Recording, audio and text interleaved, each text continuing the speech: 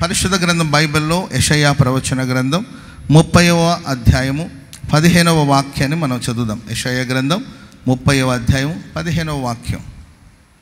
తమ ఆలోచనలు యెహోవాకు కనపడకుండా. 30వ అధ్యాయం 15వ వాక్యం. మీరు ఊరకుండి మీ ప్రభువును ఇశ్రాయేలు యొక్క పరిశుద్ధ దేవుణ్ణగు యెహోవా ఇలాగు సెలవిచ్చుచున్నారు. మీరు మరలి వచ్చి ఊరకుండుట వలన రక్షింపబడెదరు. మీరు ఊరకుండి నమ్ముకొనుట వలన మీకు బలము కలుగును. మీరు ఊరకుండి నమ్ముకొనుట వలన మీకు బలము కలుగును. మీరు ఊరక ఉండి ప్రభు నమ్ముకోండి, మీకు బలము కలుగుతుంది. Praise the lord. ఎంతమంది బలంగా ఉండాలని ఆశిస్తున్నారు చెప్పండి. శరీర బలం ఎంతమంది కావాలి చెప్పండి. శరీరానికి బలం కావాలి వద్దా? శరీరానికి బలం కావాలి. శరీరంలో బలం లేకపోతే మనం మంచాన పడతాం, అంతే కదండి. మన పని కూడా మనం చేసుకోలేము. మనకు 16 అసిస్టెంట్లు కావాలి. మనం హెల్తీగా ఉండాలి. మన పనులు మనం చేసుకోగలగాలి. వ్యాపారాలు చేయడానికి, పనులు చేసుకోవడానికి, నిలబడడానికి, నడవడానికి, మోకరించడానికి, అన్నిటికీ మనకు స్ట్రెంగ్త్, భౌతికమైన బలం కావాలి. ఈ బలం కావాలనుకున్న వాళ్ళందరూ చేతులు ఎత్తండి. నేను బలంగా ఉండాలని కోరుకున్నాడు. అండ్ మన ఆత్మీయంగా బలంగా ఉండాలి. ఎలా బలంగా ఉండాలండి? ఆత్మ సంబంధ విషయంలో ప్రార్థన చేసుకోవాలి, దేవుని వాక్యాన్ని ధ్యానించాలి, దేవుని మందిరానికి వెళ్ళాలి, దేవునిలో గడపాలి. ఇదంతా ఆత్మ సంబంధమైన బలం. ఇది కావాలనుకున్న వాళ్ళు కూడా చేతులు ఎత్తండి. ఓకే, అందరికీ అన్నీ కావాలి. ఓకే, మానసిక ప్రాణంలో త్రాణ అంటారు. మానసికంగా కూడా మనం మెంటలీ కూడా స్ట్రాంగ్గా ఉండాలి. చిన్నదానికి చెర్రెత్తిపోవడం, చిన్నదానికి చిరాకు పడిపోవడం, చిన్నదానికి కృంగిపోవడం, ఇలా కాకుండా మెంటలీ కూడా మనం హెల్తీగా ఉండాలి, ఆరోగ్యంగా ఉండాలి. మన మైండ్ కూడా బలంగా ఉండాలి. Praise the lord. ఈ మెంటలీ స్ట్రెంగ్త్ ఎవరు కావాలో చేతులు ఎత్తండి. మెంటల్ కాదు, మెంటలీ స్ట్రెంగ్త్. మన మానసికంగా కూడా బలంగా ఉండాలి. లైఫ్లో ఎందరో వస్తుంటారు, ఎందరో వెళుతూ ఉంటారు. మన ప్రియమైన వాళ్ళు మనకు దూరం అయిపోతుంటారు. మనుషులు మనల్ని మోసం చేస్తూ ఉంటారు. ఏది చేసినా ఓకే, మనుషులు అలాగే ఉంటారు. దాని గురించి ఎందుకు ఏడవడం, ఎందుకు దాని గురించి మన భోజనం మానడం, మానితే 1/2 kg అన్నం వేస్ట్ అయిపోతుంది. మెంటలీ కూడా మనం స్ట్రాంగ్గా ఉండాలి, బలంగా ఉండాలి.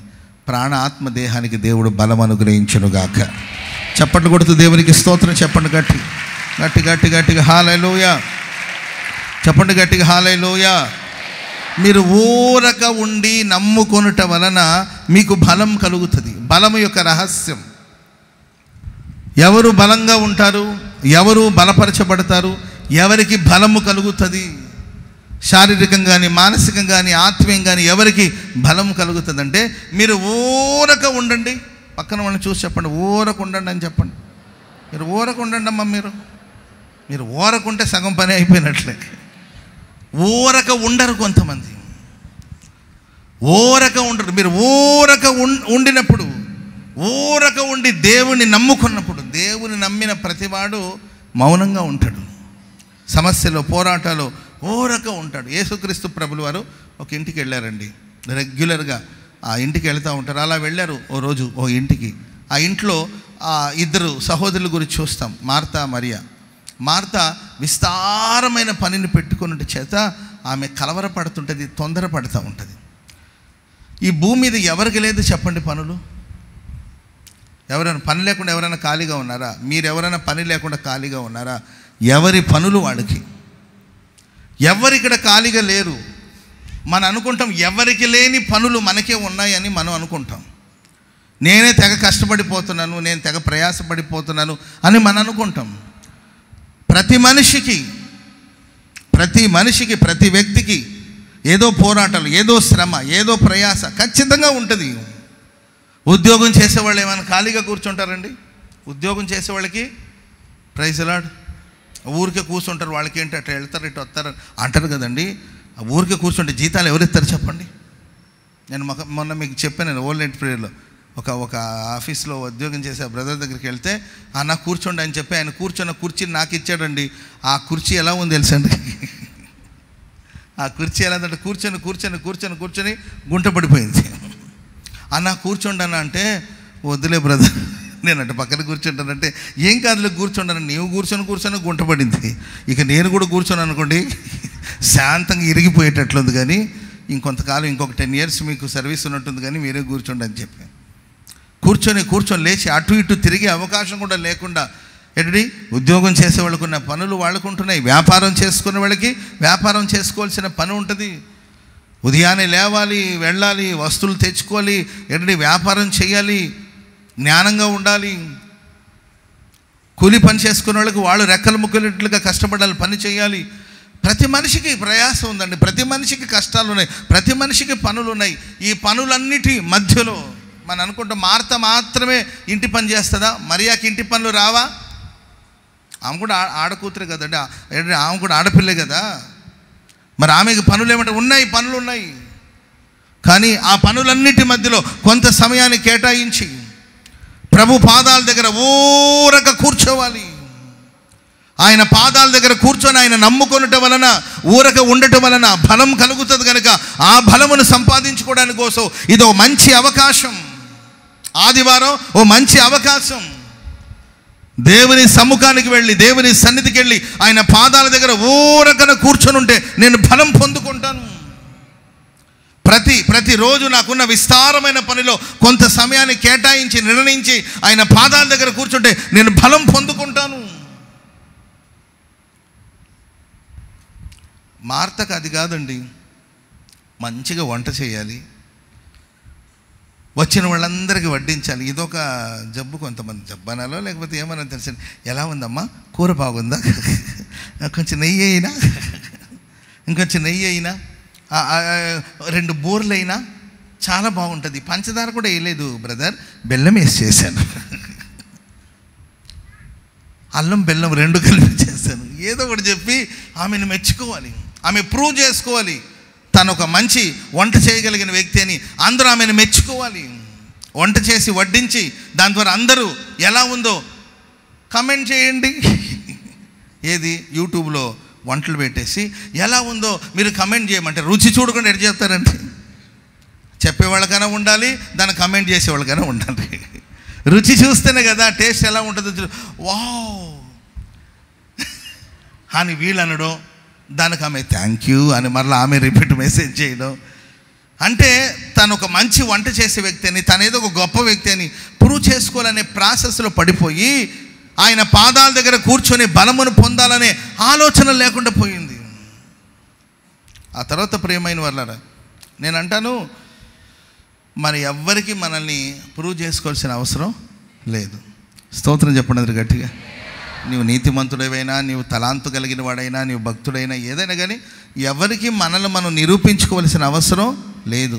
నీవెవరో నీకు తెలుసు, నీవెవరో నిన్ను ప్రేమించిన వారికి తెలుసు, నీవెవరో నీ కుటుంబ సభ్యులకు తెలుసు, నీవెవరో అందరికన్నా నీ దేవుడైన యెహోవాకు తెలుసు. చెప్పండి కూడా అందరూ గట్టిగా హల్లెలూయా. చూడండి, ఈ లోకంలో సాతానుడు మనల్ని ఏదో ఒక పనిలో బిజీగా ఉంచేస్తాడు. ఇశ్రాయేలు ప్రజలందరూ అన్నారు, మేము ఆ సీనాయి పర్వతానికి వెళ్ళి అక్కడ మా దేవుని ఆరాధన చేసుకోవాలి, మేము మా కుటుంబం కలిసి దేవుని ఆరాధించాలి, సియోను ఒక సీనాయి పర్వతానికి మేము వెళ్ళాలి అని ఫరోని అడిగినప్పుడు ఫరో అంటాడు, వీళ్ళకు ఖాళీగా ఉన్నట్టున్నారు, ఖాళీగా ఉన్న టైం ఎక్కువగా ఉన్నట్టుంది, అందుకే వీళ్ళకి ఆరాధన చేసుకోవాలని ఆలోచన వస్తుంది, కనుక వీళ్ళకి భారాన్ని పెంచండి, పనుల భారాన్ని పెంచండి. సాతానుగాడు రకరకాలమైన పనుల్లో మనల్ని నిమగ్నులుగా ఉండేటట్లు చేసి పనుల భారాన్ని మన మీద ఉంచి మనం ఆయన పాదాల దగ్గర గడిపి మనం ఆత్మీయంగా, శారీరకంగా, మానసికంగా మనం బలం పొందకుండా ఆటంకపరుస్తూ ఉంటాడేమో. ప్రేమైన వల్లరా ఈ పనుల మధ్యలో, ఈ ఆటంకాల మధ్యలో కూడా మనం సమయాన్ని నిర్ణయించుకుని ఏర్పాటు చేసుకుని ఆయన పాదాల దగ్గర మనం కూర్చోవాలి. స్తోత్రం చెప్పండి అందరూ గట్టిగా. మౌనంగా కూర్చోండి, ఊరక కూర్చోండి ఆయన సన్నిధిలో. ఉదయాన్నే లేచి మౌనంగా ఆయన పాదాల దగ్గర కూర్చోండి. శ్రమల్లో, పోరాటాలు, ఆపదలు, అపాయాలు, అవమానాలు మౌనంగా ఆయన సన్నిధిలో కూర్చొని ఒక అలవాటు మనకు ఉండాలి. అప్పుడు మనం బలం పొందుతాం. నేను అంటాను ప్రియమైన వాళ్ళరా, యేసు ప్రభు కన్నా బిజీగా ఎవరైనా ఉన్నారా మీలో? యేసు ప్రభు కన్నా బిజీ. కొంతమంది అన్నా నేను చాలా బిజీ అన్నా, అసలు ఖాళీ లేదన్నా, అసలు సమయం లేదన్నా, క్షణం తీరిక లేదన్నా అంటుంటారు. యేసు ప్రభు కన్నా బిజీగా ఉన్నవాళ్ళు ఎవరైనా ఉన్నారా? ఆయన పగలంతా ఖాళీ నడకతో తిరిగి గ్రామాలు తిరిగి సువార్త ప్రకటించాడు, రోగుల్ని బాగు చేశాడు. బైబిల్ ఇలా రాయబడింది, ఆయా సందర్భాల్లో శిష్యులకి భోజనం చేసేదని కూడా సమయం ఉండేది కాదంట. భోజనం చేసే సమయం కూడా ఉండేది కాదు. రాత్రి పగలంతా సువార్త పరిచర్య, ప్రజలకి వాక్యం ప్రకటించడం, వాక్యాన్ని బోధించడం, ఆయన మాటల్ని ప్రకటించడం, రోగుల్ని స్వస్థపరచడం, ఇవన్నీ చేస్తూ వచ్చారు. రాత్రి అయితే ఆయన ఒలివల కొండకి వెళ్ళిపోయి, ఆయా సముద్ర తీరానికి వెళ్ళిపోయి, కొన్ని పర్యాయాలు అడవిలోనికి వెళ్ళిపోయి, ఆ రాత్రంతా తండ్రి సన్నిధిలో ప్రార్థిస్తూ మౌనంగా ఊరకుండి తండ్రి సన్నిధి నుండి బలం పొందుతున్నారు యేసుక్రీస్తు ప్రభులు వారు. హల్లెలూయా, చెప్పండి గట్టిగా హల్లెలూయా. అందుకొరకే ప్రేమైన ఊరక ఉండడం మనం నేర్చుకోవాలి, మౌనంగా ఉండడం మనం నేర్చుకోవాలి. తద్వారా దేవుడు మనకు బలాన్ని ప్రసాదిస్తాడు.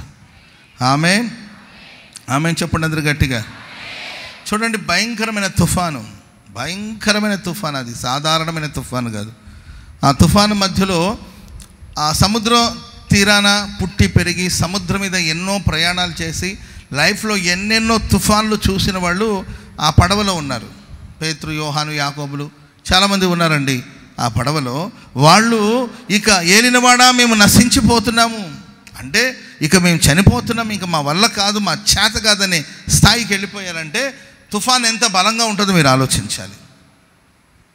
అలాంటి తుఫాన్ ఎన్నో చూస్తుంటారు వాళ్ళు, కానీ గతంలో ఎన్నడూ చూడని తుఫాన్ అది, ఎన్నడూ చూడని తుఫాన్. అలాంటి బలమైన తుఫాన్ వచ్చేసి ఆ పడవను ముంచి వేస్తుందండి. అంతటి భయంకరమైన తుఫాను. ఇక వాళ్ళు చేయవలసిన ప్రయత్నాలని చేసి ఇక మరణమే శరణం అనుకున్న పరిస్థితి, ఇక మనం నశించిపోతామనే ఒక స్థితికి వచ్చారంటే మీరు ఆలోచించాలి ఎంత పెద్ద తుఫాను. అలాంటి భయంకరమైన బలమైన తుఫానులో కూడా యేసుక్రీస్తు ప్రభులు వారు ఓడ అమరభాగంలో తలవాల్చాడు. స్తోత్రం చెప్పండి అందరు గట్టిగా, చెప్పండి గట్టిగా హల్లెలూయా, హల్లెలూయా. జీవితంలో కూడా ఎన్నో తుఫాన్లు వస్తాయి. ఏది భౌతికమైన తుఫాను గురించి చెప్పట్లే. లైఫ్లో కొన్నిసార్లు వచ్చే పోరాటాలు, వచ్చే అవమానాలు, వచ్చే సమస్యలు, అసలు మనం బ్రతుకుతామా లేదా, బ్రతికి బట్ట కడతామా లేదా, మంచి రోజు మన జీవితంలో ఇక మనం చూస్తామా లేదా, సూర్యోదయాన్ని చూస్తామా లేదా, గాఢాంధకారపు అనుభవాలు, చిమ్మ చీకటి గాఢాంధకారపు అనుభవాలు, మనిషి కనబడని అనుభవాలు. గమ్యాన్ని చేరుకుంటామా, గమ్యం ఎంత దూరం ఉంది, ఆ గమ్యాన్ని చేరుకోవడానికి ఇంకెంత సమయం పడుతుంది, ఇంతకు మనం గమ్యానికి చేరుకుంటామా, ఈ వ్యాధి నుండి బయటికి రాగలుగుతామా, ఈ సమస్య నుండి మనం బయటికి రాగలుగుతామా, గట్టెక్కగలుగుతామా, పిల్లల జీవితం సరి చేయబడుతుందా, దీనికి ఒక ముగింపు అనేది ఉందా, దీనికి ఒక పరిష్కారం అనేది ఉందా అని కూడా తెలియదు. చివరికి కుటుంబ సమేతంగా ఏదో చేసుకొని పోవాలేమో, ఇంకా ఈ అవమానాన్ని పడలేక, ఈ అవమానాన్ని భరించలేక కుటుంబ సమేతంగా మనం ఇక ఈ సమస్యలో నశించిపోతామేమో, ఇది నా లైఫ్లో ఆఖరి రోజేమో, ఇది జీవితంలో ఆఖరి గడియేమో అనే సందర్భాలు రావచ్చు లైఫ్లో. ప్రేమైన వరరా, అలాంటి పరిస్థితిలో శిష్యులందరూ తల్లడిల్లిపోతుంటే యేసు ప్రభు ఓడ అమరభాగంలో ఆయన ప్రశాంతంగా నిద్రిస్తున్నాడండి. తలవాల్చాడు.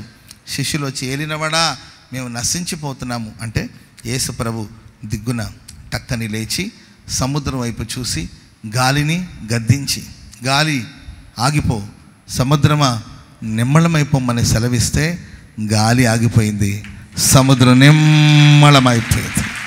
స్తోత్రం చెప్పండి అందరూ గట్టిగా హల్లెలూయా. ఆపదలో మౌనంగా ఉండగలిగిన వాడే తుఫాన్ని ఆపగలుగుతాడు. ఎన్ని ఆపదలు వచ్చినా ఆ ఆపదలో ఊరక ఉండగలిగిన వాడు ఆ ఆపదలన్నిటినీ ఎదిరించగలడు, ఆ తుఫాన్ అన్నిటిని కూడా జయించగలడు. స్తోత్రం చెప్పండి అందరూ గట్టిగా. ఆపదలో అపాయాలో మన ఊరక ఉండలేకపోతే మన జీవితాల్లో మనం ఏ సమస్యను ఆపలేము. ఆపదలు వచ్చినప్పుడు, అపాయాలు వచ్చినప్పుడు, తుఫాను వచ్చినప్పుడు ఎవరైతే దాంట్లో ప్రశాంతంగా ఉండడం నేర్చుకుని ఉంటారో వాళ్ళు ఎలాంటి సమస్యలను ఎదిరించగలుగుతారు, వాటి మీద విజయం సాధించగలుగుతారు. స్తోత్రం చెప్పండి అందరూ గట్టిగా. చెప్పండి గట్టిగా హల్లెలూయా. మార్త విస్తారమైన పని పెట్టుకుని చేత ఆమె కంగారు పడుతుంది. అండ్ ఆమె ఈ ప్రాసెస్లో, ఈ ప్రక్రియలో యేసు ప్రభును కూడా దూషిస్తుందండి. ప్రభువా, నీకు చింత లేదా? ఈమెమో నీ పాదాల దగ్గర కూర్చొనింది, మరి నేను ఇంత విస్తారమైన పని పెట్టుకున్నాను, పనిలో ఏమో నాకు సహాయం చేయట్లేదు, నీకు చింత లేదా అని ప్రభును కూడా దూషిస్తుంది. ప్రియులారా, విస్తారమైన పనిలో నిమగ్నం అయిపోయిన వాళ్ళు. నేను ఎక్కడో విన్నానండి, ఒక 40 years దాటిన తర్వాత, ఒక 40-45 years దాటిన తర్వాత ఆడవాళ్లలో, స్త్రీలలో ఒక 45 ఏళ్ళు దాటిన తర్వాత స్త్రీల కళ్ళలో చూస్తే ఖచ్చితంగా ఏదో ఒక కలవరం అనా ఉంటుందంట, లేకపోతే విపరీతమైన కోపం అనా ఉంటుందంట. కలవరమైన డిప్రెషను, స్ట్రెస్సు అలాగనే ఉంటారంట. ఎప్పుడు చూసిన వాళ్ళ కళ్ళలో చూసుకోండి, మీ కళ్ళలో మీరే చూసుకుంటే 45 years దాటిన తర్వాత ఖచ్చితంగా వాళ్ళ కళ్ళలో ఏదో కలవరం, ఏదో బాధన ఉంటుందంట, లేకపోతే విపరీతమైన కోపమైన ఉంటుందంట. విపరీతమైన కోపం, చిన్నదానికి చిర్రెత్తిపోతుంటారు, చిన్నదానికి విపరీతమైన కోపం. చిన్న మాట, దానికి అంత టెన్షన్ పడాల్సిన అవసరం లేదు. అమ్మాయి, నా బండి తాళం ఎక్కడుంది అని అడిగాడు అనుకోండి, ఆయన పాపం, అమ్మాయి నా బండి తాళం ఏమైనా చేస్తుంటే చూడ ఆడే ఉంది అంటుంది. దానికి ఎందుకు అంత సౌండ్ అంటే అంతే, ఆ సౌండ్ అంతే.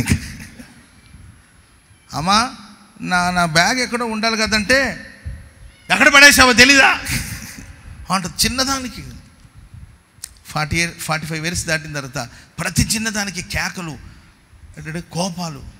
ఇంకా కొంతమంది స్త్రీలు అంట, నేను విన్నానండి, అది మరి ఎంతవరకు తెలుసో మరి మీరే చెప్పాలి, అది మీరు చెప్పాలి.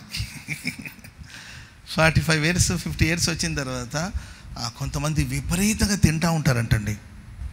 విపరీతమైన తిండి, అసలు బెల్లు బ్రేక్ ఉండదు, అసలు తిని గంట కూడా అవ్వలేదు కదా అని అనుకున్నారంట, తింటూనే ఉంటారంటండి. కొంతమంది పళ్ళెంలో వేసుకుంటే కనపడుతుందని గుండ్రటి గిన్నెలో వేసుకుంటారంట. ఎంత ఉన్నది దాంట్లో, ఫుడ్ ఎంత ఉందో తెలియదు అనమాట. అదొక బావిలాగా ఉంటుంది ఆ పాత్ర, ఎట్టటి దాంట్లో వేసుకుని తింటూనే ఉంటారు. ఏమో నాకు తెలియదు, మరి నేను విన్నది మీకు చెప్తున్నాను. రైట్ అయితే మంచిది, రాంగ్ అయితే క్షమించండి. అర్థమైందండి.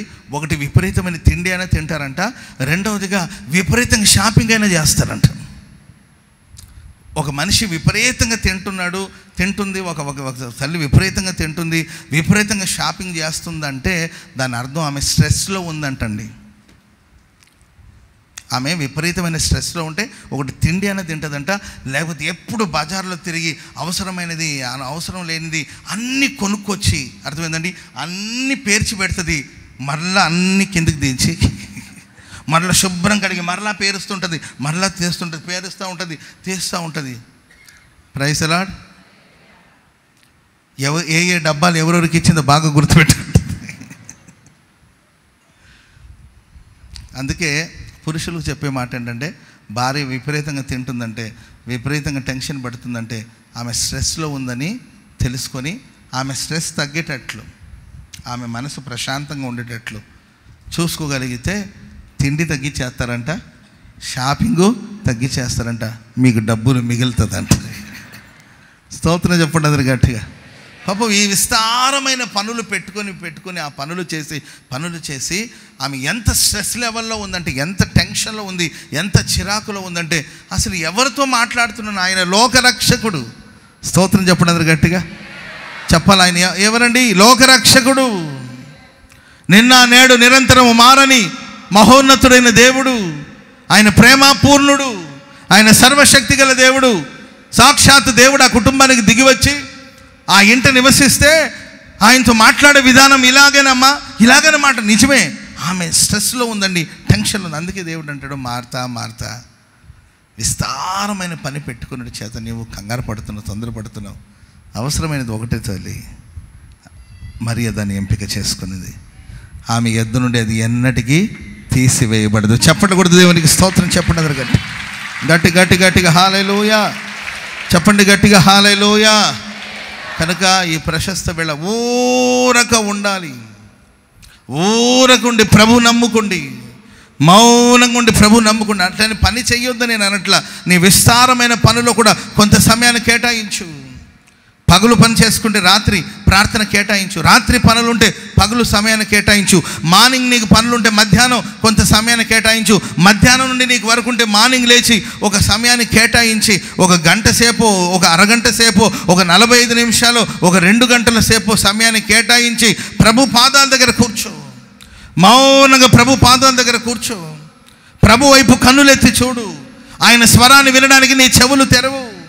ఆయన పాదాల దగ్గర గడిపే అనుభవాన్ని నువ్వు నేర్చుకుని ఆయనే నమ్ముకో, ఆయనే విశ్వసించు, ఆయన మీదే ఆధారపడి ఆయన పాదాల దగ్గర కూర్చొని ఒక అనుభవాలు మనకున్నప్పుడు ఖచ్చితంగా మనమందరం బలవంతులుగా మార్చబడతాం. స్తోత్రం చెప్పండి అందరూ గట్టిగా. అప్పుడు లైఫ్లో ఎలాంటి తుఫాన్లైనా, ఎలాంటి సమస్యలైనా వాటన్నిటిని కూడా ధైర్యంగా ఎదిరించగలిగిన ఆత్మశక్తిని దేవుడు మీకు అనుగ్రహించునుగాక. హల్లెలూయా. సరే, ఒక 2-3 మాటలు ప్రైజ్ ఎలా, ఒక 2-3 మాటలు మనం ఊరక ఉండడం వల్ల కలిగే కార్యాలేంటో బైబిల్లో నిర్గమకాండం 14వ అధ్యాయము 13వ వచనం చదువుదామా. నిర్గమకాండం 14వ అధ్యాయం 13వ వాక్యం. అందుకు మోషే భయపడవద్దు, యెహోవా మీకు నేడు కలుగు చేయు రక్షణను. మోషే గారు అన్నారు, భయపడవద్దు, యెహోవా మీకు నేడు కలుగు చేయు రక్షణను మీరు ఊరక నిలిచుండి చూడుడి. మీరు నేడు చూసిన ఐగుప్తులను ఇక మీదట మరి ఎన్నడూ చూడరు. స్తోత్రం చెప్పండి అందరూ గట్టిగా, చెప్పండి గట్టిగా హల్లెలూయా. మీరు ఊరక నిలిచి ఉండి యెహోవా కలుగు చేయు రక్షణను మీరు ఊరక నిలిచి ఉండి చూడండి. మీరు నేడు చూసిన ఐగుప్తులను ఇక మీదట మరి ఎన్నడూ చూడరు. శాశ్వత పరిష్కారము. స్తోత్రం చెప్పండి అందరూ గట్టిగా హల్లెలూయా. శాశ్వతమైన, తాత్కాలికం కాదండి, శాశ్వతమైన పరిష్కారాలు. గ్యాస్ట్రిక్ ప్రాబ్లం ఉందనుకోండి, అమ్మ కొంచెం ఈ జీలకర్ర నవ్వులు తల్లి అంటే ఆ పూటకి రిలాక్సేషన్ అంతే. కడుపు ఉబ్బిపోయి ఉంటుంది, కడుపు ఉబ్బరంగా మారిపోయి ఉంటుంది, తేంపులు వస్తూ ఉంటుంది, కళ్ళు ఎర్రబడిపోతుంటుంది, చిరాకుగా ఉంటుంది. ఏంటండి, బయట సుడిగాలి వస్తే ఎలా ఉంటుందో, బయట సుడిగాలి వచ్చిందనుకోండి మొత్తం చెత్త చెదారాన్ని అంతా ఆకాశానికి ఎత్తేస్తూ ఉంటుంది. సుడిగాలికి ఉన్న బుద్ధి ఏం చెప్పనండి, అది ఎక్కడో పడిన చెత్త, ఆ చెత్తను తీసుకెళ్ళి ఎక్కడో సింహాసనం మీద కూర్చుండి పెడుతుంది అంతే. గిరగిర తిరుగుతుంటుంది బయట తిరిగే సుడిగాలి. అదే మన ఒంట్లో ఒక సుడిగాలి తిరిగింది అనుకోండి, అదే గ్యాస్ట్రిక్ ప్రాబ్లం అనమాట. అర్థమైందండి, మన ఒంట్లో ఒక సుడిగాలిలాగా తిరుగుతూ ఉంటుంది, చిరాకుగా ఉంటుంది, వింతగా ఉంటుంది. ఏంటండి, ఇలాంటి పరిస్థితి ఉన్నప్పుడు ఎవరైనా అడిగితే ఏం లేదమ్మా, బుగ్గలో కొంచెం జీలకర్ర పెట్టుకో తగ్గిపోతుందని అన్నారు అనుకోండి, సరే అలా చేశారనుకోండి, అది తాత్కాలికమైన పరిష్కారమే. ఆ కొంతసేపు నీకు ఉపశమనం. ఆరోగ్యరీత్యా కొన్ని కార్యక్రమాలు చెప్తూ ఉంటారండి. సరే, మెడిసిన్ అవన్నీ కూడా యూజ్ చేస్తున్నారు. షుగర్ లాంటి వ్యాధులకి, బీపీ లాంటి వ్యాధులకి మెడిసిన్ వాడుతున్నారు. ఎంతకాలం అంటే పోయేంతకాలం, చచ్చేంతకాలం వాడుతూనే ఉండాలి. ఇది శాశ్వత పరిష్కారం కాదు, ఇది తాత్కాలికమైన పరిష్కారం. ఇది దీర్ఘకాలపు సమస్య, దీర్ఘకాలపు వ్యాధి. కొన్నేమో మరణకరమైన వ్యాధి, మరణం వచ్చేంత వరకు కూడా ఏదో పరిష్కారం చూసుకుంటారు. ఇది తాత్కాలికం. కానీ బైబిల్ సెలవిస్తుంది, మోషే ఇశ్రాయేలు ప్రజలతో అంటారు, మీరు ఊరక నిలబడండి, పరిగెత్తొద్దు, అటు ఇటు పరిగెత్తొద్దు, మీరు ఊరక నిలబడండి. ఈ ఇశ్రాయేలు ప్రజలు ఎందుకు పరిగెత్తుతున్నారంటే, వెనుక తిరిగి చూస్తేమో ఐగుప్తు యొక్క సైన్యం, ముందు చూస్తుంటేమో ఎర్ర సముద్రం. వీళ్ళ కన్నులు అటు శత్రువులు చూస్తుంది, ముందు సముద్రాన్ని చూస్తుంది. శత్రువులు చూస్తుంది, సముద్రాన్ని చూస్తుంది. వెనుకున్న శత్రువులు చూస్తారు, ముందున్న సముద్రాన్ని చూస్తారు. ఈరోజు నీ కళ్ళు, నా కళ్ళు ఎవరిని చూస్తున్నాయి? నీ కళ్ళు, నా కళ్ళు ఎవరి వైపు చూస్తుందండి? కొందరు ఎప్పుడు వాళ్ళ సమస్యల గురించే మాట్లాడుతూ ఉంటారు, ఎప్పుడు సమస్యల గురించే, వాళ్ళకున్న పోరాటాల గురించే, లోబడనొల్లని తమ పిల్లల గురించే చెప్తూ ఉంటారు, మార్పు చెందని తన భర్తను గురించే చెప్తూ ఉంటుంది. ఎప్పుడు మాట్లాడినా నా భర్త అలా మాట్లాడతాడు, ఇలా మాట్లాడతాడండి, చండాలుడండి, దుర్మార్గుడండి, శపించబడినవాడండి, శాపగ్రస్తుడండి అని ఎప్పుడు భర్తను గురించి నెగిటివ్గా మాట్లాడుతుంటారు. ఆయనలో ఉన్న నెగిటివ్ థింగ్స్, అతనిలో ఉన్న చెడ్డ విషయాలు దాన్నే మాట్లాడుతుంటారు. కొందరు తమ పిల్లల గురించిన వ్యతిరేకమైన భావం, వాళ్ళు ఎలా వ్యతిరేకిస్తారు, ఎలా ప్రవర్తిస్తారు, ఎలా తిరుగుతారు, ఎప్పుడు వాటిని గురించి మాట్లాడుతూ ఉంటారు. ఇశ్రాయేలు ప్రజల యొక్క చూపంతా ఎవరి మీద అంటే వాళ్ళని తరుముతున్న సైన్యం, వాళ్ళని వెంటాడుతున్న సైన్యం, వాళ్ళని వేధిస్తున్న సైన్యం, ఒకప్పుడు మానసిక క్షోభకు గురి చేసిన ఆ సైన్యం వైపు చూస్తున్నారు. రుణ బాధల వైపు, అప్పుల బాధల వైపు, సమస్యల వైపు, శత్రువుల వైపు చూస్తున్నారా? ముందున్న సమస్యల వైపు చూస్తున్నారు. మోషేకు ఇశ్రాయేల్ ప్రజలకు ఉన్న డిఫరెన్స్, వ్యత్యాసం ఏంటంటే మోషే దేవుని వైపు చూశాడు. చప్పట్లు కొడదాం అందరూ గట్టిగా గట్టిగా గట్టిగా. ఓ మంచి చప్పట్లు కొట్టండి. ఉదయాన్నే వేడివేడిగా కాఫీ తాగినట్లు ఉండాలి. Praise the lord. చెప్పండి గట్టిగా హల్లెలూయా. ఎర్ర సముద్రము నీ ఆజ్ఞ మేరకు రహదారిగా మారగా. దేవుని వైపు చూడండి, అటు ఇటు పరిగెత్తొద్దు. శత్రువును చూసి, సమస్యలు చూసి అటు ఇటు పరిగెత్తొద్దు. మౌనంగా ఓరక నిలబడి ఉండి చూడండి. నేడు మీకు కలుగు చేయబోతున్న రక్షణను మీరు ఓరక నిలబడి ఉండి చూడండి. నేడు చూస్తున్న ఐగుప్తులను మరెన్నడూ చూడరు.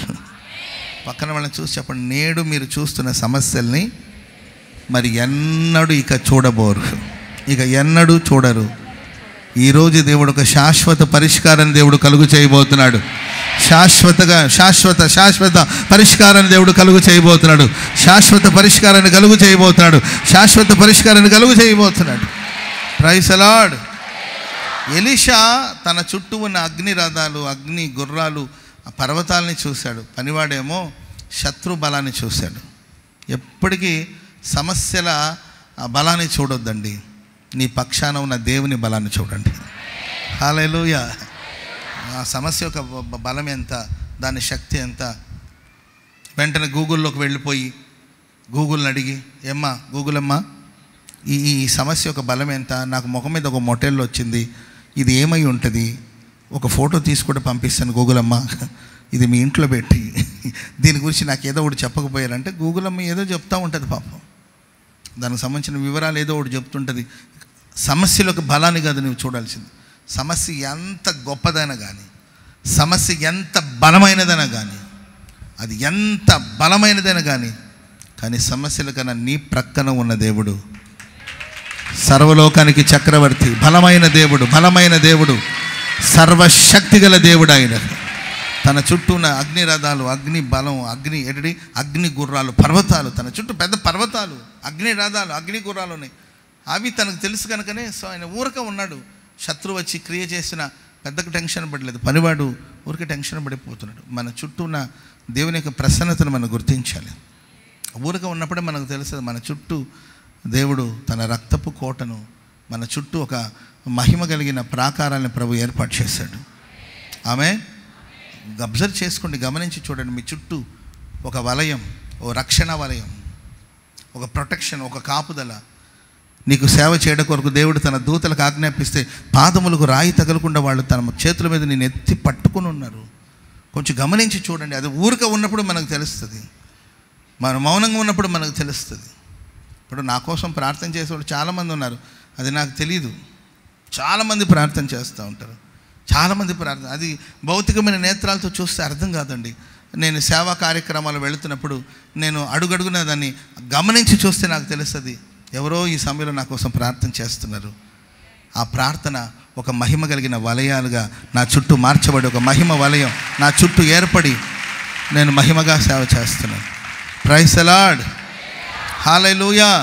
మీ చుట్టూ ప్రతి వారికి, ఒక అబ్రామ్ పాస్టర్ గారి కోసమే కాదండి, నీ కోసం, నీ కుటుంబం కోసం ఓ చుట్టూ దేవుడు ఒక మహిమ కలిగిన వలయాన్ని దేవుడు ఏర్పాటు చేశాడు. అది మనం ఊరక ప్రభుత్వంలో కూర్చున్నప్పుడు మనకు తెలుస్తుంది, ఓహో ఇది దేవుడు నా కోసం ఏర్పాటు చేసిన రక్షణ, ఇది దేవుడు చేసిన ఇది ఒక ప్రణాళిక, ఇది ఆయన కాపుదలని మనకు అర్థమవుతుంది. అప్పుడు మనం కూల్గా ఉంటాం, ఆయన పాదాల దగ్గర కూర్చుంటాం. గాడిద గుర్తుపట్టిందండి, బిలాము గుర్తించలేకపోయాడు. గాడిద చూసిందండి, దూత నిలబడిన సంగతి గాడిద చూసింది. ఒక గాడిద నోరు లేని జీవి, నోరు లేని గార్ధవం గుర్తుపట్టింది, ఇది దేవుని ప్రసన్నత. అదిగో దూత దూసిన ఖడ్గం చేత పట్టుకుని గాడిద గుర్తించగలిగింది, కానీ ఒక ప్రవక్త గుర్తించలేకపోయాడు. ఎందుకంటే ప్రవక్త బిజీ అండి, బిజీ ఏం సంపాదించాలో సంపాదనలో పడిపోయి మీరందరూ ఒక రకంగా ప్రవక్తలు అనుకోండి.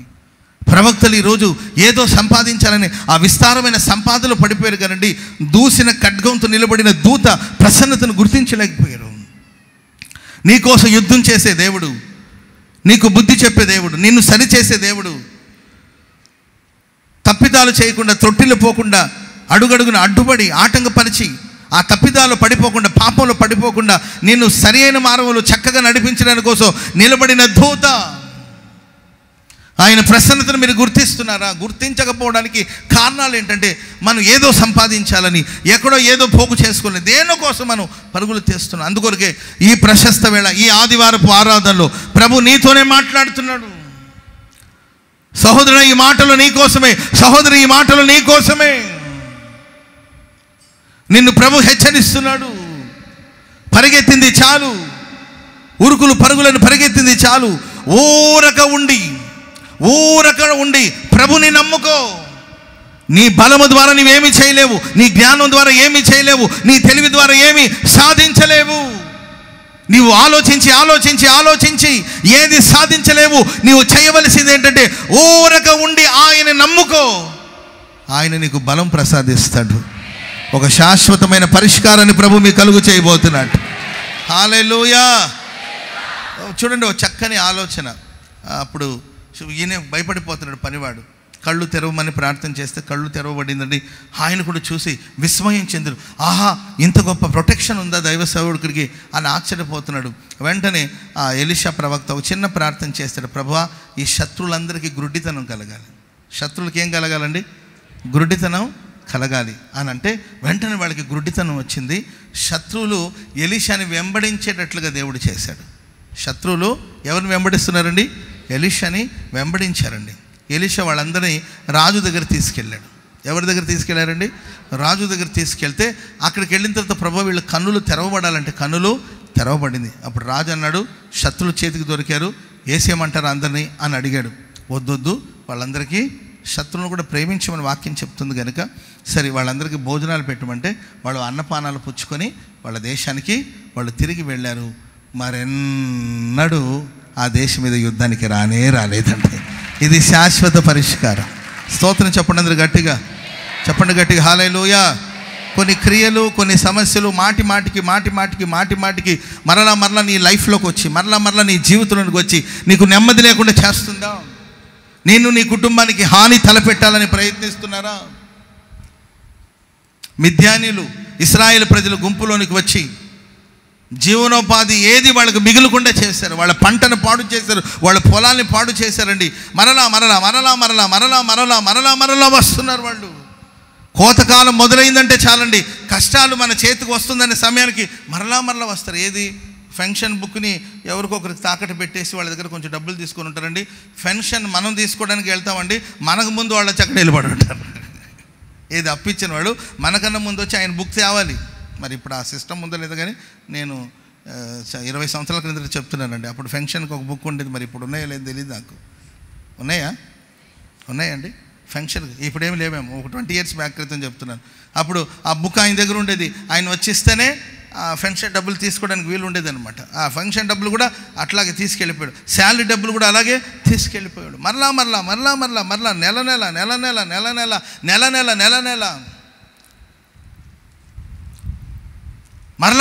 మరలా వచ్చి జీవనోపాధి ఏది లేకుండా చేసింది. పంట పొలాలన్నీ పాడు చేశాడు. గొర్రెలు, మేకలు, పశువుల మందనంతా పాడు చేశారు. వాళ్ళకి ఏది మిగులకుండా చేశారండి. అప్పుడు దేవుడు గిద్యోని ఏర్పాటు చేసుకుంటే గిద్యోను శత్రువుల మీద యుద్ధానికి వెళ్ళి వాళ్ళు ఓడిస్తే ప్రియులరా దేశం 40 సంవత్సరాలు నిమ్మళంగా ఉంది. చప్పట్లు కూడా అందరు గట్టిగా. 40 సంవత్సరాలు ఓ శాశ్వత పరిష్కారాన్ని దేవుడు మీకు అనుగ్రహించునుగాక. ఇది మొదలుకొని మీరు నిమ్మళంగా ఉండబోతున్నారండి, నెమ్మదిగా ఉండబోతున్నారు. అలాంటి ఒక ప్రశాంతమైన స్థితి నా దేవుడు మీకు అనుగ్రహించునుగాక. ఒక శాశ్వతమైన పరిష్కారం.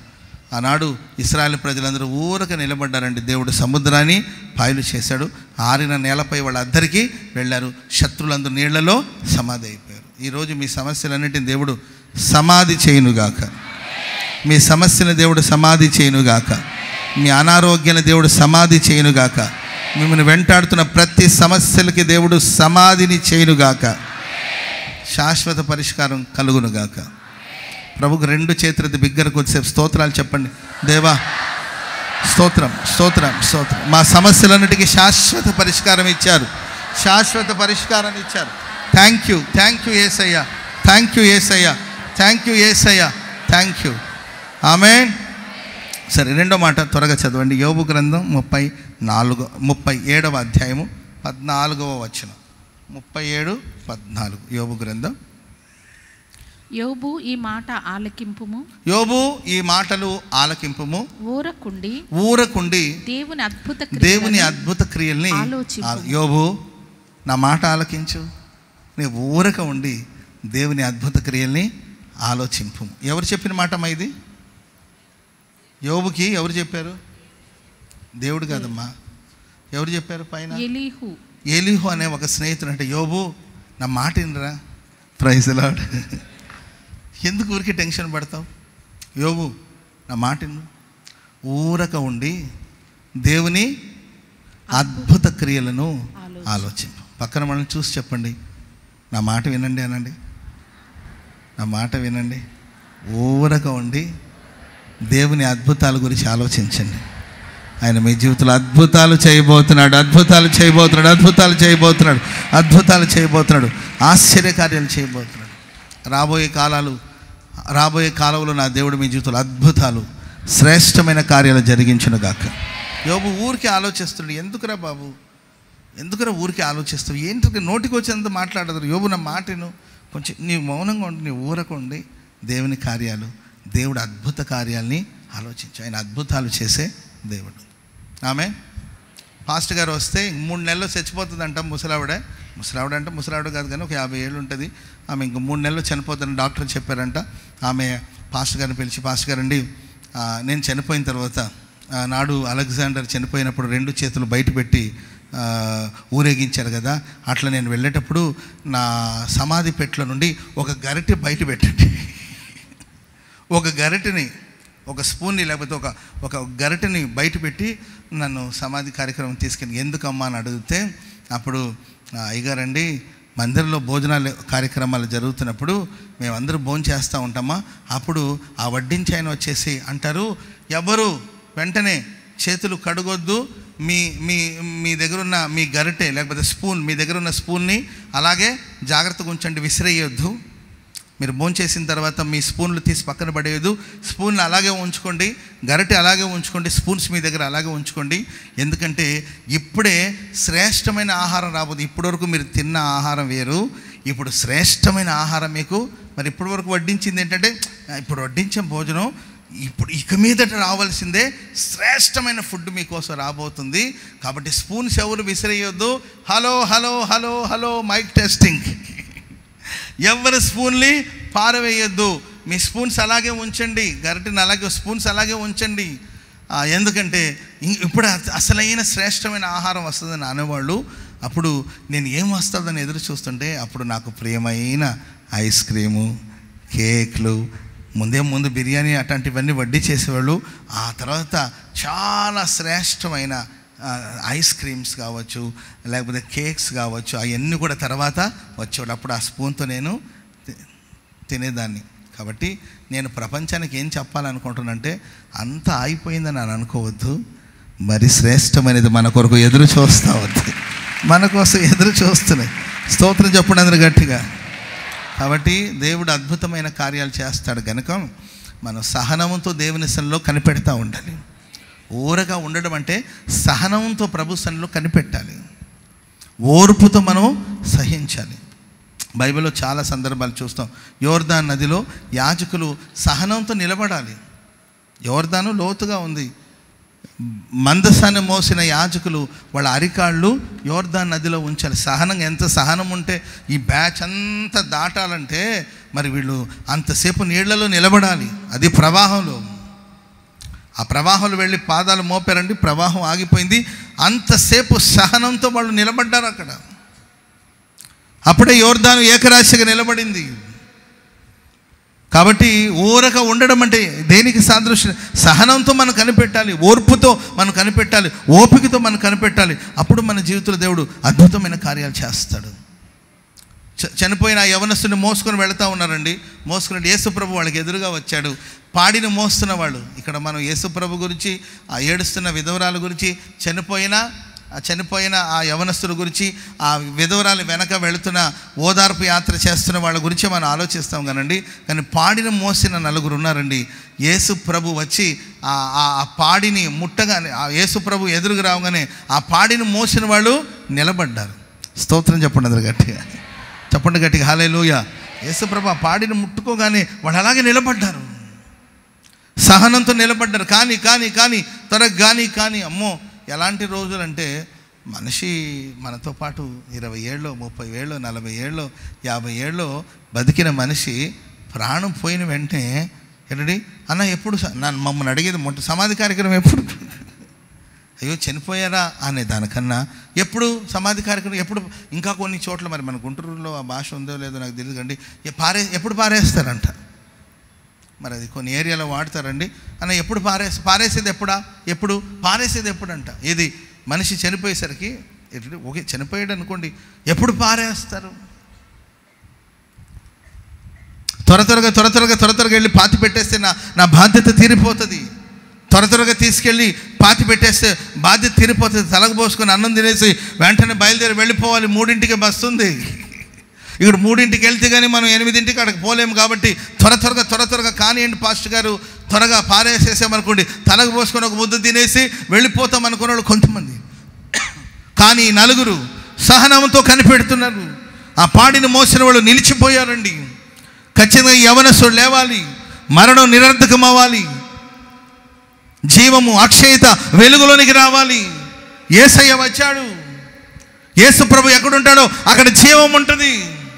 ఈ మృతుడికి జీవం కలగాలని ఆ పాడిని మోసిన వాళ్ళు నిలబడ్డారండి. అప్పుడు ఆ పాడి మీద ఉన్న వాడిని చూసి ప్రభు అంటాడు, యవనస్తుడా లెమ్మని చెప్తే ఆ పాడి మీద ఉన్న వాడికి ప్రాణం వచ్చింది. చప్పట్లు కొడుతూ స్తోత్రం చెప్పండి అందరు గట్టిగా హల్లెలూయా, హల్లెలూయా. విశ్వాసయాత్రలో ప్రియులారా ఊరక ఉండడం వల్ల దేవుడు మన జీవితంలో ఎన్నో అద్భుతాలు, ఆశ్చర్యకార్యాలు, మహత్కార్యాలు చేస్తారు. కనుక మనం సహనంతో కనిపెట్టాలి. ఎలా కనిపెట్టాలండి? సహనంతో మనం సహనంగా ఉండండి, తొందరపడద్దు, కంగారు పడద్దు, సహనంతో ఉండండి, ఓపికతో ఉండండి, ఓర్పుతో ఉండండి. ఆమేన్. శ్రమలను సహించగలిగిన వాడే ఏలుబడి చేస్తాడు. సహించగలిగిన వాడే ఏలుబడి చేస్తాడు. సహించలేని మనస్సు మనకు ఉన్నప్పుడు మనం ఏలుబడి చేయలేం. కనుక సహనంతో ప్రభు కార్యాల కోసం మనం కనిపెట్టినప్పుడు, యోబు నా మాట విను, ఊరక ఉండి దేవుని అద్భుత కార్యాల గురించి ఆలోచింపు. దేవుడు అద్భుతం చేస్తాడు. అపోస్తుల చేతుల మీద దేవుడు చేసిన మొట్టమొదటి అద్భుతం ఏం చెప్పండి? అపోస్తుల కార్యాల్లో పరిశుద్ధాత్మను పొందిన తర్వాత అపోస్తుల చేతుల మీద దేవుడు చేసిన మొట్టమొదటి అద్భుతం ఏం చెప్పండి చూద్దాం. శృంగారం అనే దేవాలయపు ద్వారం దగ్గర కూర్చున్న ఆ కుంటివాడిని బాగు చేయడమే. ఆ అద్భుతం ద్వారా ఇంచుమించు 5,000 మంది రక్షించబడ్డారు. హల్లెలూయా. అద్భుతాల ద్వారా నాకు అద్భుతాలు జరిగిందని చెప్పుకోవడం కాదు, సాక్ష్యం చెప్పడం కాదండి. ఆ సాక్ష్యం ద్వారా వేలాది మంది ప్రజలు ప్రభు చెంతకు చేర్చబడాలి. ఆమేన్. ఆ కుంటివాడు వాళ్ళ అమ్మ భాగ్యం అని భావించింది. ఏమని భావించిందండి? వాళ్ళమ్మ కుంటివాడిని గర్భం ధరించిన వాళ్ళమ్మ, ఇది ఆహా నా ధన్యత, ఓహో నా భాగ్యము అని భావించిందండి. భాగ్యము అని భావించింది. చివరికి ఆ భాగ్యం తనకు ఒక భారముగా మారిపోయింది. నేను ఒక కుమారుని కనబోతున్నాను, నన్ను అందరూ భాగ్యవంతురాలంటారు, ఇక నా భాగ్యం ఎంతో గొప్పదని భావించింది. పుట్టిన తర్వాత తెలిసిందండి అది భాగ్యము కాదు, తన జీవితకాలం అంతా ఒక భారం. పుట్టినప్పటి నుండి కుంటివాడు మోసి మోసి మోసి మోసి మోసి కడుపులోనే కాదండి, ఆయన చంకనెత్తుకొని మోసి మోసి మోసి మోసి మోసి అలసిపోయింది. ఎందుకంటే వాడి కాళ్ళలో బలం లేదు, ఆయన చీలమండలాలో బలం లేదండి, ఆడు పాదం మోపలేడు, నడవలేడు. వాడిని మోసి మోసి మోసి ఆ తల్లి ఎంత బాధపడి ఉంటుందో, వాడిని మోసి మోసి మోసి ఆ తండ్రి ఎంత బాధపడి ఉంటాడు. తోడుబుట్టినోళ్ళు, అక్క చెల్లెలు కావచ్చు, అన్నదమ్ములు కావచ్చు, అతన్ని మోసి మోసి మోసి అలసిపోయారండి. వయసు 40 ఏళ్ళు, 40 ఏళ్ళకి పైబడిపోయింది. భారం, కుటుంబానికి భారం, తల్లికి భారం. భాగ్యముగా ఉండవలసిన తాను తల్లికి భారంగా మారిపోయాడు. భాగ్యముగా భావించవలసిన పరిస్థితుల్లో అతడు భారంగా మారిపోయాడండి. ఈ ప్రశస్త వేళ ఇక్కడ కూడి వచ్చిన మీ జీవితాలు, మీరు ఎవరికో భారం అయిపోయారా? నీ తల్లిదండ్రులకు భారం అయిపోయావా? నీ పిల్లలకి భారం అయిపోయావా? భాగ్యముగా ఉండవలసిన నీ జీవితం అనేకులకు భారముగా మారిపోయిందా? పుట్టినప్పుడు నుండి ఆ వైకల్యంతో పుట్టినవాడు ఏం చేయగలుగుతుంటే మన చేతిలో ఉందా చెప్పండి? కొంతమంది ఇప్పుడు పొట్టివాడుగా ఒక ఆయన పుట్టాడు, దాని ప్రమేయం ఏమని చెప్పండి చూద్దాం. అటు పొట్టివాడు ఎవరు? జక్కయ్య. పొట్టివాడు. అటు పొట్టివాడైనందున యేసుని చూడలేకపోయాడు. యేసుని చూడాలనే ఆశ ఉంది, కానీ యేసుని చూడలేకపోయాడు పొట్టివాడైనందున. అందుకే ఆయన ఏం చేస్తాడు తెలుసండి? పరిగెత్తుకుంటూ వెళ్ళి ఒక చెట్టు ఎక్కి కూర్చున్నాడు. Praise lord. ఆ చెట్టు సిలువకు సాదృశ్యం. దేనికి సాదృశ్యం అండి చెప్పాలి? చెట్టు దేనికి సాదృశ్యం? వింటున్నారమ్మా? వింటున్నారా? ఆ చెట్టు దేనికి సాదృశ్యం బ్రదర్? సిలువకు సాదృశ్యం. ఆ సిలువను నువ్వు ఆశ్రయించినప్పుడు జక్కయ్య యేసును చూశాడా? యేసు జక్కయ్యని చూశాడా? జక్కయ్య యేసును చూశాడా? యేసు జక్కయ్యని చూశాడా? సిలువ నీడలోనికి రాగలిగితే యేసు తిన్నగా ఆ చెట్టు దగ్గరికి వచ్చి, జక్కయ్య, భాగ్యముగా ఉండవలసిన నీ జీవితం భారంగా మారిందా? వెంటనే దిగు. నీవు నన్ను చూడడం కాదు, నేను నిన్ను చూస్తున్నా. చప్పట్లు కూడా మొదలు గట్టిగా గట్టిగా. సిలువను ఆశ్రయించండి. ఆ సిలువ మీద ఉన్నప్పుడు ప్రభు మనల్ని చూస్తాడు. ఆమేన్. సిలువను ఆశ్రయించినప్పుడు ఆయన దృష్టి మన మీద పడుతుంది. ప్రేమైన వారలారా, 40 సంవత్సరాల నుండి భారముగా మారిన అతని జీవితంలో అందరూ శృంగారం అనే దేవాలయపు ద్వారం దగ్గర తీసుకొచ్చి పెట్టారు. ఆ మందిరపు ద్వారం ఎంతో అద్భుతమైనది. Praise lord. మందిరమే ఇంత అద్భుతంగా, మందిరపు ద్వారమే ఇంత అద్భుతంగా ఉంటే మందిరం ఇంకెంత అద్భుతంగా ఉంటుంది. Praise lord. ద్వారమే ఇంత శృంగారంగా, ద్వారమే ఇంత రమ్యముగా ఉంటే మరి ఆలయం ఎంత బాగుంటుందో. వాళ్ళు తీసుకొచ్చిన వాళ్ళు అక్కడి వరకే తీసుకొచ్చి తనంతట తను ఎక్కడికి వెళ్ళాడు? తనంతట తను ఏం చేయలేడండి. ఎవరు మోయాల్సిందే, ఎవరో తీసుకురావాల్సిందే, ఎవరో తీసుకొచ్చి కూర్చోబెట్టాల్సిందే. ఆలయానికి వెళ్ళాలని ఆశ ఉంది, కానీ ఎవరు తీసుకెళ్తారు? కానీ ఒకరోజు దైవజనులు ఆ ప్రాంతానికి వచ్చారండి. ప్రార్థనా సమయమున వాళ్ళు దేవాలయానికి ఎక్కి వెళుతున్నారు. లైఫ్లో ఎన్నో అవకాశాలు మిస్ చేసుకున్నాడు. ఇంచుమించు యేసు ప్రభు భూమి మీద సంచరిస్తున్నప్పుడు ఒక 7 పర్యాయాలు వెళ్ళారంటే యెరూషలేంకి. పర్యాయాలు వెళ్ళారంటే 7 పర్యాయాలు వెళ్ళారు యెరూషలేంకి, ఆ దేవాలయం దగ్గరికి. ఆ 7 పర్యాయాలు పాప అక్కడే ఉన్నాడు. మీ లైఫ్లో 7 సార్లు కదా 70 సార్లు మీరు అవకాశాలు మిస్ చేసుకున్నారేమో. నేను నమ్ముతున్నాను, మీరు ఊరక ఉండి ప్రభు నమ్ముకోండి. సహనంతో ప్రభు కోసం కనిపెట్టండి. నా దేవుడు నిశ్చయముగా ఈ ఆరాధనలోనే ఒక అద్భుతం చేయబోతున్నాడు. అద్భుతం చేయబోతున్నాడు. బలముతో నింపబోతున్నాడు. బలహీనతల నుండి విడుదల దయచేయబోతున్నాడు. విడుదల దయచేయబోతున్నాడు. ప్రభు మిమ్మల్ని బలపరచబోతున్నాడు. ప్రభు మిమ్మల్ని స్వస్థపరచబోతున్నాడు. నా దేవుడు నీకు ఉపకారం చేయబోతున్నాడు. హల్లెలూయా. దైవ సేవకులు చెప్పగానే అతడు దిగ్గున లేచాడు, నిలిచాడు, నడిచాడు, గంతులు వేసి అపొస్తలులతో పాటు దేవాలయంలోనికి ప్రవేశించాడు. ఆ దేవుడు మీరు ఊరక ఉండి ఆయన నమ్ముకొనుట వలన మీ జీవితంలో అద్భుత కార్యాలు దేవుడు జరిగించునుగాక. హల్లెలూయా. హల్లెలూయా. అద్భుతాలు, ఆశ్చర్యకార్యాలు మీ జీవితంలో ప్రభు జరిగించునుగాక. ఇంకొక చిన్న మాట నేను చెప్పి ముగిస్తాను. కీర్తనల గ్రంథం 46వ కీర్తన 10వ వచనం. ఫాస్ట్గా చదవండి.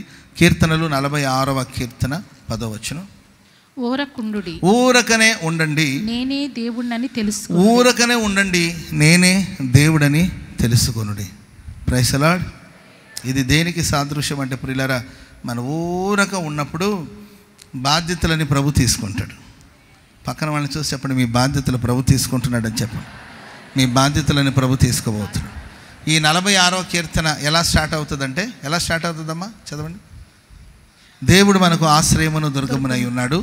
ఆపత్కాలంలో ఆయన నమ్ముకోదగిన సహాయకుడు. ఓకే, కావున భూమి మార్పు పొందినను, నడి సముద్ర పర్వతాలు మునిగినను, వాటి జలములు ఘోషించుచు నురుగు గట్టినను, ఆ పొంగునకు పర్వతాలు కదిలినను మనం భయపడము. Praise the lord.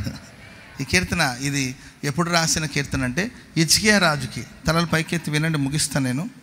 హిజ్కియా రాజుకి 2 సమస్యలు, ఒకే సమయంలో 2 సమస్యలు. ఒకవైపు నుండి ఒక లెటర్ వచ్చింది, ఒక న్యూస్ వచ్చింది, ఒక మెసేజ్ వచ్చింది. వింటున్నారమ్మా? వింటున్నారా? ఓకే. ఒకేసారి ఒకవైపు నుండి ఒక న్యూస్ ఏంటంటే అష్షూరు రాజు ఆయన బెదిరించి లేఖ రాశాడు. నీ అంతు తెలుస్తా, నేనేం చేస్తానో చూడు అని బెదిరించి లెటర్ రాశాడు. బెదిరింపు ఉత్తరాలు ఒకవైపున. మరొకవైపు నుండి యెషయా ఒక న్యూస్ తీసుకొచ్చాడు. ఏంటంటే హిజ్కియా, నీ ఇల్లును చక్కబెట్టుకు, నీ ఇంటిని చక్కబెట్టుకు, నీ ఆయుష్కాలం తీరిపోయింది, నీవు మరణిస్తావు. ఒకవైపున శత్రు దగ్గర నుండి వార్త, అది గుండెను బలహీనపరిచే సందర్భం.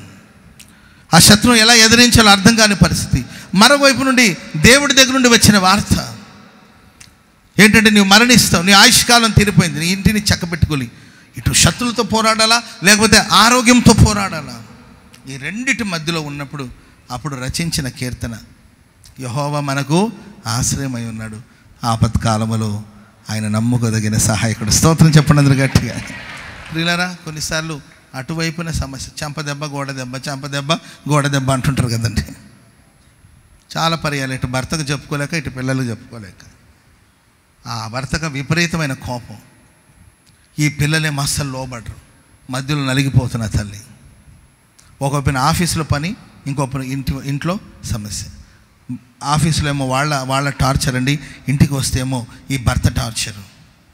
ఆఫీసులో అక్కడ వాళ్ళు మానసికంగా బలహీనపరుస్తుంటారు, ఇంటికి వస్తే భర్త బాధ పెడుతుంటారు. వీటి మధ్యలో చిక్కుకున్న ఒక గృహిణి యొక్క బాధ, ఒక ఉద్యోగి యొక్క బాధ. ఇటు ఒకవైపున రక్త సంబంధికుల దగ్గర ఉండే సమస్య, ఇంకోవైపు నుండి ఎటు బంధువుల దగ్గర ఉండే సమస్య, ఒకవైపున అన్ని జనుల దగ్గర ఉండే సమస్య, ఇంకొక వైపున దేవుని బిడ్డల దగ్గర ఉండే సమస్య. మధ్యలో చిక్కుకొని నలిగిపోతూ వేదన పడుతున్న సమస్య. రెండు సమస్యలు ఒకేసారి మన మీదకు వచ్చిన సందర్భాలు భక్తుడు అంటాడు, దేవుడు నాకు ఆశ్రయమై ఉన్నాడు, ఆపత్కాలంలో ఆయన మాత్రమే నమ్మకదగిన సహాయం, కనుక ఏది జరిగినా నేను భయపడను. దేవుడు అంటాడు, నీవు ఊరక ఉండు, నువ్వు కంగారు పడద్దు, నీ ఊరక ఉండు, నీ బాధ్యత నేను తీసుకుంటాను. స్తోత్రం చెప్పడం గట్టిగా. మీ బాధ్యతలు ప్రభు తీసుకోబోతున్నాడు. ఒకవైపున శత్రు ముక్కుకి దేవుడు గాలం వేశాడు. ఏమేశాడండి? గాలం వేశాడు. వాళ్ళలో పడితే మంచిది, మర్యాదగా ఉంటుంది. గాలం వేస్తే ఏంటండి, చీల్చి చెండాడుతుంది ఆ గాలం. చేపకి ఒకటి గాలం వేస్తారు, రెండవదిగా వల వేస్తారు. వలలో పడిన చేపలు కొంచెం సేఫ్గానే బయటకు వస్తుంది. ఆ గాలంలో చిక్కిన చేప దాని గొంతును చీల్చుకొని బయటకు ఈడ్చుకొస్తుంది. శత్రువుకి వార్నింగ్ నీకు ఇది. మర్యాదగా ఉంటే నీ వలలో ఉంటావు, మర్యాద తప్పి ప్రవర్తించిన దేవుడు నీ ముక్కుకి గాలం తగిలిస్తాడు, నీ ముక్కు గాలం తగిలిస్తాడు. ప్రియులారా, అష్షూరు రాజు శత్రు సమూహానంత దేవుడు నిర్మూలపరిచాడు. అష్షూరు రాజు వెళ్ళి తన దేవతా గుడిలో వెళ్ళి తలదాచుకుంటే తన పిల్లల్ని లేచి అతన్ని చంపేశారు. వాళ్ళ ప్రయత్నాల్లోనే వాళ్ళు విఫలమవుతారు. వాళ్ళు కట్టుకున్న కోట వాళ్ళని కూల్చేస్తుంది. వాళ్ళు ఎవరు నా బలం అనుకున్నారో ఆ బలమే వాళ్ళ జీవితానికి బలహీనంగా మారుతుంది ఒకరోజు. ఇంకో వైపున దేవుని దగ్గర నుండి స్వరం వచ్చింది, నీ కన్నీళ్ళు చూస్తే నీ ప్రార్థన నేను విన్నాను, నీకు 15 సంవత్సరాల ఆయుష్ పొడిగించాను. స్తోత్రం చెప్పండి అందరు గట్టిగా. ఊరక ఉండి ప్రభు నమ్ముకోండి, ఊరక ఉండి ప్రభు నమ్ముకోండి, ప్రభుని విశ్వసించండి. నేనే దేవుడు అంటాడు, అన్యజనుల్లో నేనే మహోన్నతుని అంటాను, యుద్ధాలన్నిటి నేనే మానిపేస్తాను అంటాడు. ప్రభు చూసుకుంటాడు. రూతుతో నయోమి చెప్పిన మాట అంటే చెప్పావమ్మా? Praise the Lord. హలో, చెప్పారా? ఎవరికి చెప్పారు? కలెక్టర్ గారికి వెళ్ళి చెప్పొచ్చామండి. కలెక్టర్ గారికి చెప్తే తప్పు కాదు, దేవునికి చెప్పండి. ప్రభుకి చెప్పారా? దేవునికి చెప్పారా? చెప్పాను. వెళ్ళొచ్చావా? ఆయన కళ్ళెంలోకి వెళ్ళొచ్చావా? వివరాలని ఆయనకి చెప్పావా? అన్నీ చెప్పాను. విషయం అంతా చెప్పావుగా, నీవు అర్థమయ్యేటట్టు చెప్పాను కాబట్టి నీవు నీ ఊరిక ఉండు, నీవు ఇంట్లో ఉండి ఏం జరుగుతుందో ఏం సంభవిస్తుందో నీవు ఊరక ఉండి చూస్తూ ఉండు. మన ఊరక ఉన్న బోయాజు ఊరకనే ఉండడు. చెప్పడమే మన పని అండి. ప్రభుకు చెప్పాలి. ఆయన నమ్ముకొని నువ్వు ప్రశాంతంగా ఉండు. ప్రార్థన చేశాం, ప్రభు చేతికి అప్పగించాం. మన విన్నపాలన్నిటిని కృతజ్ఞతాపూర్వకంగా ప్రభుకు తెలియచేసాం. Cool, praise the Lord. ఊరక ఉండండి. ఆయన చేస్తాడు. ఎవరిని పిలవాలో ఆయన పిలుస్తాడు. ఎలా మాట్లాడాలో ఆయన మాట్లాడతాడు. పెద్దల్ని పిలుస్తాడు. ఏంటండి, ఆ సమీప బంధువు ఇంకొకటి ఉన్నాడు, ఆయన పిలిపిస్తాడు. ఆయనతో మాట్లాడతాడు. ఆయన డిస్కస్ చేస్తాడు, తీర్మానాలు తీసుకుంటాడు, దానికి పరిష్కారం కలిగిస్తాడు.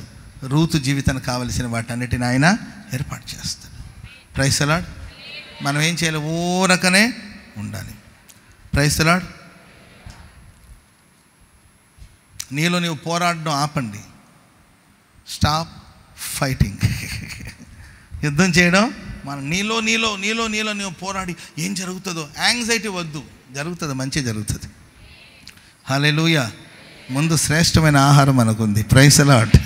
మంచి రోజులన్నీ ముందునేయండి. నీలో నీవు ఫైట్ చేయడం మానండి. నీలో పోరాడడం మానేసి ఏం జరుగుతుందో అని నువ్వు కంగారు పడాల్సిన అవసరం లేదండి. మన ఊరక ఉంటే అంత బోయాజే చూసుకుంటాడు. బోయాజ్ అంటే మన ప్రభు అయిన యేసుక్రీస్తు. అంత ఆయన చూసుకుంటాడు. ఆయన పాదాల దగ్గరికి మనం వెళ్ళాం, ఆయన పాదాల దగ్గర టైం స్పెండ్ చేసాం, ఆయన పాదాల దగ్గర గడిపాం. ఆయన చూసుకుంటాడు.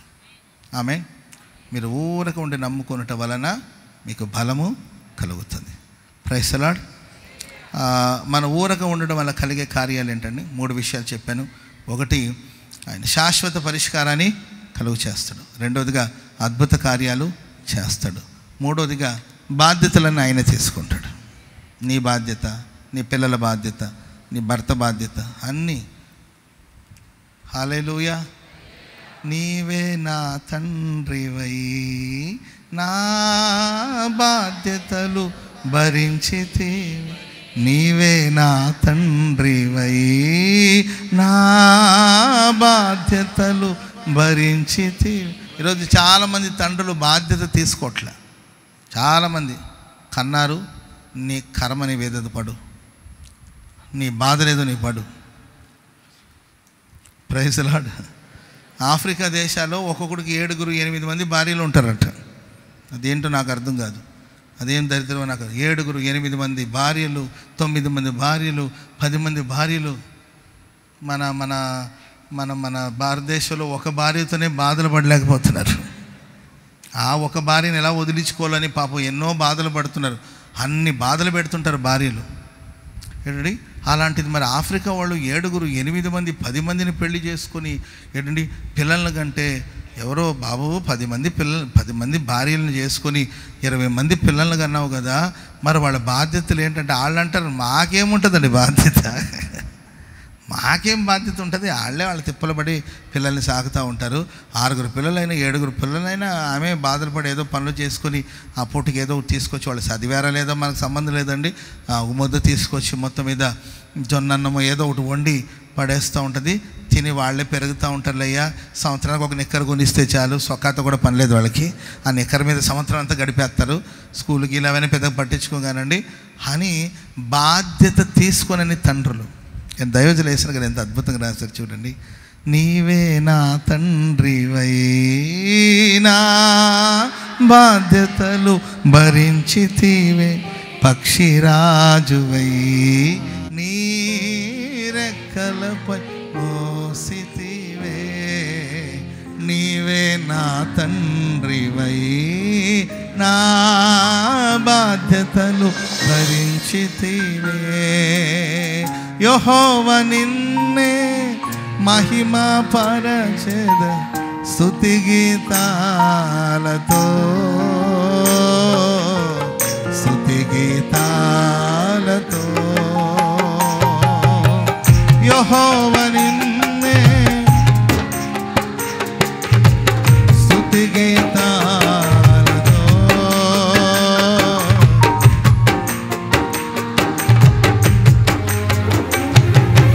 పక్షిరాజువై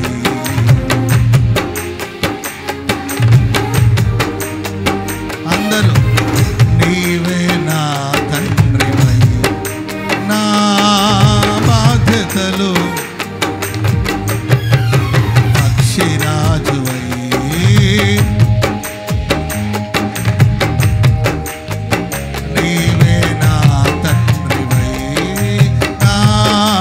బాధ్యతలు భరించితివే. యెహోవా నిన్నే మహిమ పరచెద స్తుతి గీతాలతో.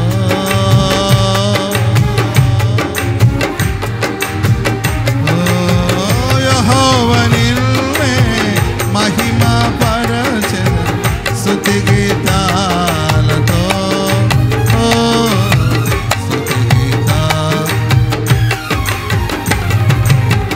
యెహోవా నిన్నే మహిమ పరచెద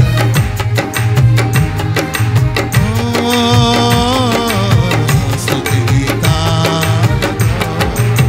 స్తుతి గీతాలతో.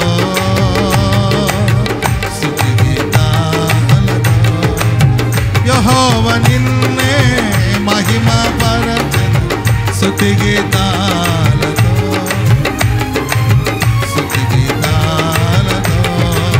యెహోవా నిన్నే మహిమ పరచెద.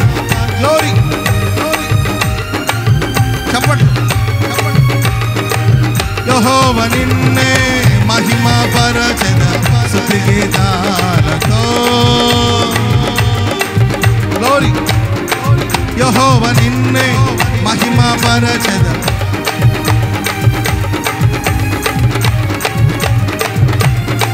యెహోవా నిన్నే నిన్నే ఓహో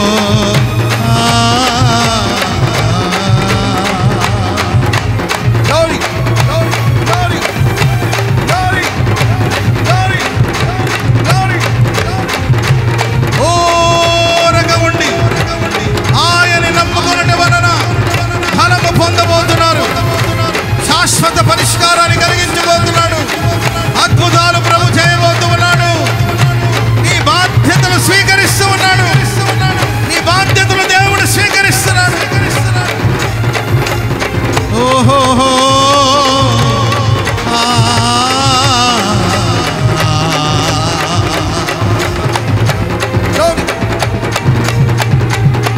యేసయ్యా. అదిగో పరలోకపు తండ్రి నీ బాధ్యతలు స్వీకరిస్తున్నాడు. పరలోకపు తండ్రి ఆయన నీ కన్న తండ్రి. ఆయన ఊరక ఉండడు. ఆయన ఊరక ఉండడు. నీ పక్షమై వ్యాజ్యమాడుతాడు. నీ పక్షమై మాట్లాడతాడు. నీ పక్షమై పోరాడతాడు. గ్లోరీ. ఓహో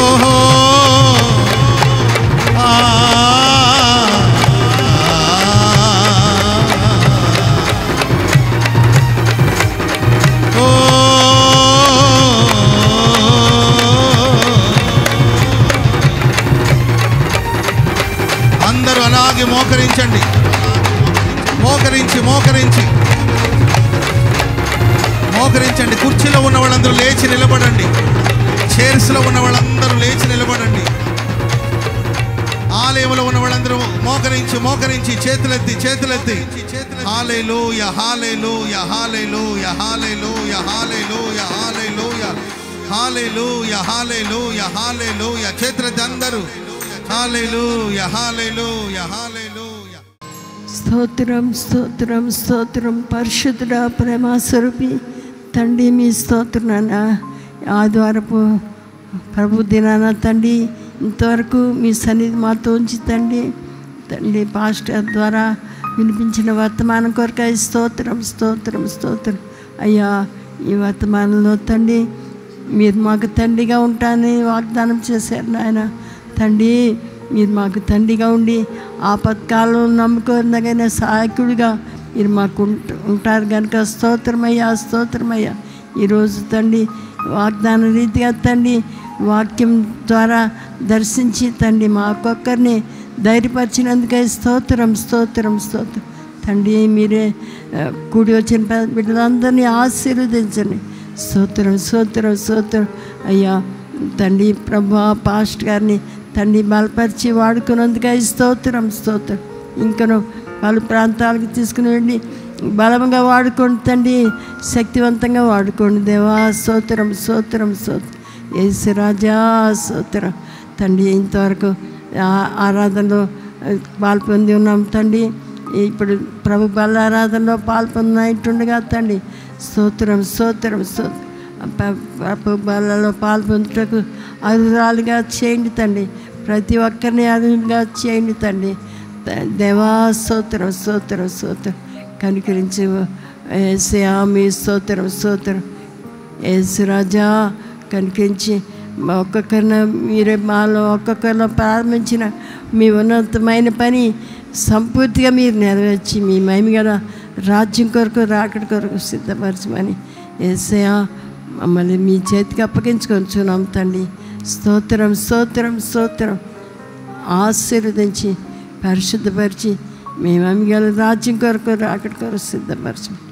మా ప్రభు అయిన యేసుక్రీస్తు పరిశుద్ధ నామములో ప్రార్థించి వేడుకొంచున్నాం తండ్రి.